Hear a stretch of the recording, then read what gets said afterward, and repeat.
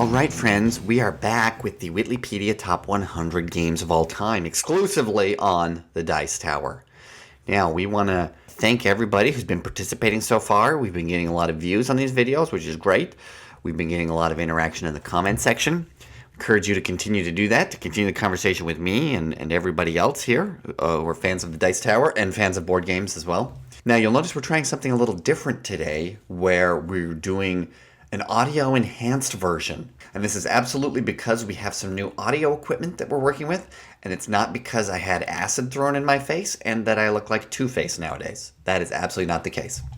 Beginning our numbers 70 through 61 today, these are my Be Bother and Confusticate games. These are the heavier games that are on my top 100 list. These are the head scratchers. These are the ones that take a little bit more brain power than some of the other games which I highlight. And so these are where the heavier ones have come in. These are my Be Bother and Confusticate games. Now we're going to do these in order of the newest to the oldest. Now, my number 70, and the first on this list, is Shakespeare. Shakespeare came out in 2015. It is a resource management game. You have a week to plan a show for Her Majesty the Queen, Elizabeth I, who will grant her support to the most successful troupe. It's a chance for young authors and stagehands and costume designers and performers to inflame the populace into white-hot grease fires of pure entertainment. The thing that I like the most mechanically is that players must allow characters who have performed to rest. So with only one of those characters being able to work the next day. So if you have a couple great spots, you can't hit them over and over and over again on your tableau. You need to give them a chance to rest. And if you don't plan appropriately, then you might find yourself feeling confusticated and be bothered. I bought this game for my sister-in-law last year based on a recommendation that Ziya had given on his best games from 2015. Great recommendation, great game. It's also a good way to introduce people to the Bard, if they haven't already. So, my number 70, Shakespeare. Now, we will travel from Elizabethan England to a far-flung, distant solar system, namely the drift system of Ziya. This is a 4X game which allows players to explore, to fight, and to engage in commerce.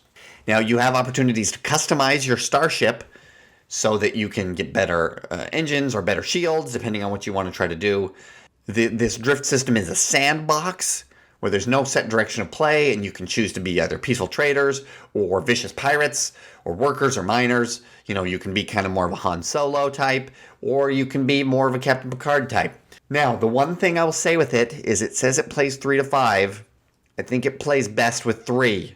You play it with 5, and there can be way too much downtime, and the people who are going later in the turn won't be able to explore as much because the people ahead of them will be able to get to things first.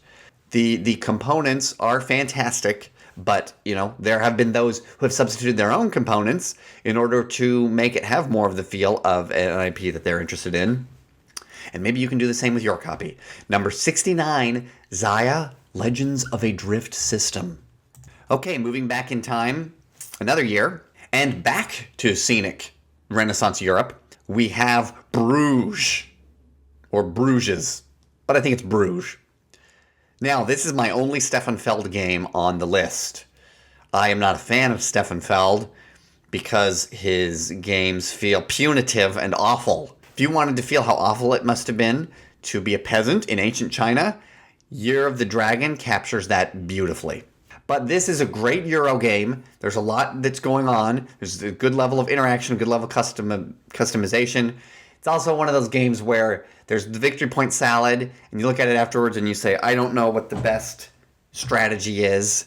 It's not like there's one that's clearly better than the other. You have to be competing in a variety of different things, and it works great. I love it. Players assume the role of merchants, who must maintain their relationships with those in power in the city while competing against one another for influence, power, and status. Now, the thing I like best about this is the game includes 165 character cards, and you can do a variety of different things with each cards. In principle, every card can be used for every action. There's a good amount of luck in this game, where the luck adds to variability of what happens and helps guide your strategy rather than just, oh, you rolled a 3. That wasn't as good as if you rolled a 5. I'm sorry, go home. Number 68, Bruges. Now, my next game, Coal Baron, that came out the same year as Bruges, 2013. This is a action point allowance, pick up and deliver, set collection, tile placement, worker placement game. As a player, you'll send your meeple miner underground to dig tunnels and get coal, which comes in 4 levels of quality, which you then use to fulfill contracts. And the higher the quality, the harder it is to get. So there's a strategic decision of what am I going to go after. The game lasts only 3 rounds. In each round, players take turns placing their workers on action spaces. You can go on a space occupied by another player, but you need to place additional workers in order to do so. And that's the twist on the worker placement that I really like with this, where usually if the person before you went to a place, put their worker, you just can't go there. With this, if someone gets there first, you can still go there. You just have to pay a little bit more for it. It adds an interesting new strategic element to worker placement games that you don't see otherwise. Now, you also have a really cool little tableau, which represents your elevator shaft, in which you use to track your resources. There's another component on the game board, which I really like, that tracks the time, and which also tracks the bonus points that are available per round. The thing I really like about it is it also looks like a pressure gauge or a temperature gauge, with the idea that, we're throwing coal in the furnace and the temperature gauge is going up. So that kind of builds the tension as well. So it's a great intersection of game components, theme, and mechanics. What more can you ask for? And that is my number 67, Coal Baron. Now, you want to talk about a convergence of mechanics and art. There is no better example than my number 66, which is Legends of Andor. Now, you've heard a lot of talked about this before. It's been around since 2012. In terms of theme, it's an RPG simulator where you and your friends are assume the role of different fantasy characters, waging war against the darkness which is encroaching on Andor. So there's a tracker on the side of the board that it's the legend track, and at key points it moves up, triggering new events, either good or bad, and introducing new game-altering effects. The most challenging thing is every time you kill a bad guy, you have to move the legend marker up. So you can't just wipe everything out and then go do your mission. You have to be very selective in which bad guys you kill. So you really need to use your brain on this one in terms of how are we going to juggle the resources at our disposal, because you can't do too well, right? You need to measure everything out. I really like the player character tableaus that come with them. They have little spaces for where you can put their helmet when they get a helmet, or a shield, or a falcon when they get that. The resource management is a lot of fun, and it feels very, very much like a role-playing game. And if you're one of those groups where, we wish we could play D&D or whatever, but nobody wants to be the DM, and we don't have time for that, Legends of Andor is one of the best, if not the best, substitutes that I'm aware of for that. My hope is that one day there's a sequel to this called Legends of Andorra, in which you're defending the tiny European country that is stuck between France and Spain in the Pyrenees Mountains. My number 66, Legends of Andor. Okay, my next game, number 65, Tarji. What can I say about Tarji?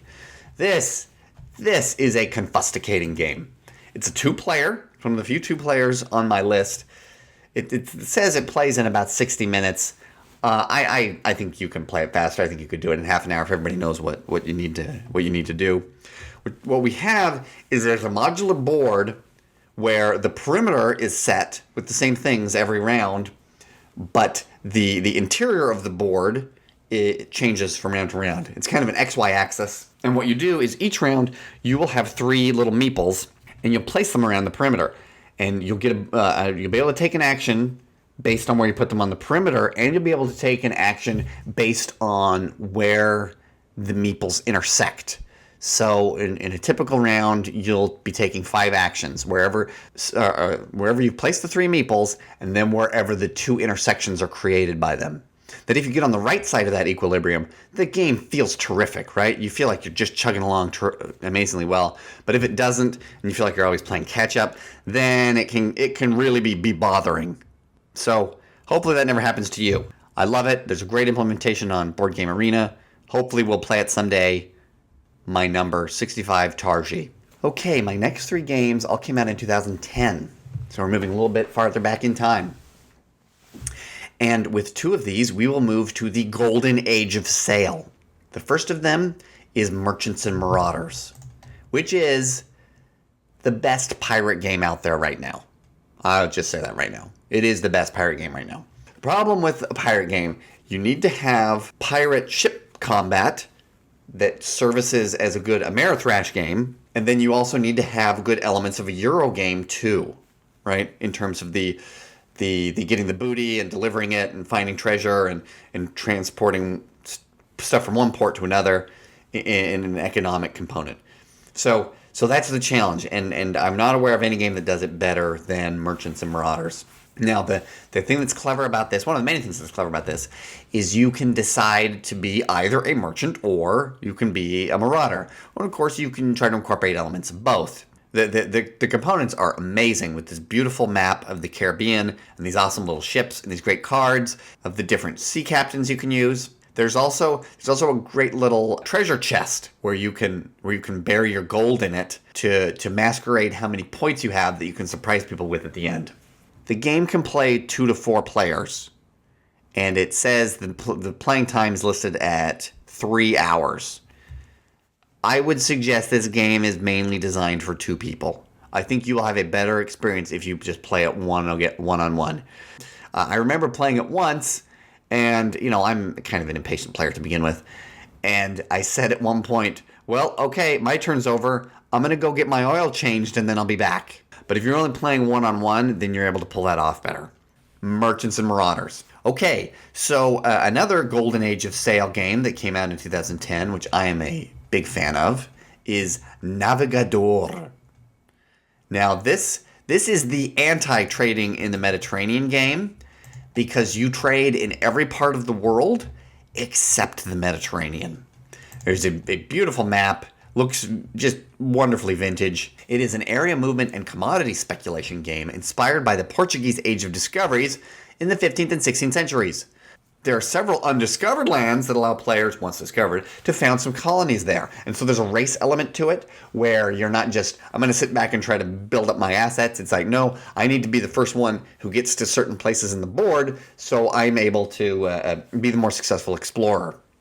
Now, if you were more Amerithrashy, I think you'd probably enjoy Merchants and Marauders better. If you're more Euro-y, I think you'd enjoy Naviga Duel better. I enjoy them both. Naviga Duel was the first game I ever played with a rondel, which maybe some of you have used the rondel mechanic a lot, and so it's not as novel to you. But I think it's terrific. It's such a great way to gauge your resources and to give you choices, strategic choices, while also kind of limiting them. If things don't go your way, you can feel confiscated, but if not, you will enjoy being the navigador. Okay, now we'll move a couple hundred years forward from the Golden Age of Sail into the American Revolution. You probably already know what the game I'm going to say, and that is Founding Fathers.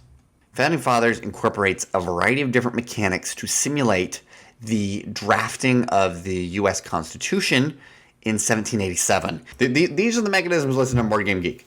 Area control, area influence, campaign, battle card driven, card drafting, hand management, set collection, simulation, and voting. I was first taught this game at a board game event on the 4th of July, which is a perfect time to play it. The board itself is meant to replicate Independence Hall in Philadelphia. I imagine the zenith experience for this game would be to play this in Philadelphia on the 4th of July. It's a terrific game. It's very thinky. It's very fun. It's very educational. Founding Fathers. All right, closing this up. Oh my gosh, we've had such a fun journey with Confusticating and Bebothering games. It's another role-playing game. This one came out in 1986, so quite a jump back from 2010. And this is Gurps, the generic universal role-playing system. Gurps allows you, it's sort of a second-generation RPG after the first wave with your D&D, where there's no levels and there's no classes. The idea is it is ultimate level of customization. You get a point buy system to create your character, and you can spend it on anything. There's no, I need to be the fighter, or I need to be the wizard. You can spend your points however you want. Because of that, it can, and this is the U in the universal, it can be in any setting. You can set it in caveman times, you can set it in medieval times, you can set it in futuristic times. And in fact, there are hundreds of campaign setting books for GURPS that further allow you to customize your character and your game system however you want. The thing with Gurps is, a friend of mine pointed this out to me once, in some ways it's less of an engaging role-playing game and more of a, like what you do for a PhD if your doctoral thesis were about role-playing games. Just the level of the depth and the complexity that they came up with. If you want as immersive, as thinky a role-playing system as possible, Gurps is the system you want. I think there's been a move away from that in the trend of recent years, especially with games like your Numenera, where the cipher system, where they try to make it more simple to focus on storytelling, whereas this is very much mechanical. It is as simulationist a game as possible as you can get. My number 61, Gurps. Okay, there we go. There are the confusticating and bebothering games. Thanks for coming along with us, and we will continue next time. It's going to take you through his top 100 games. It's gonna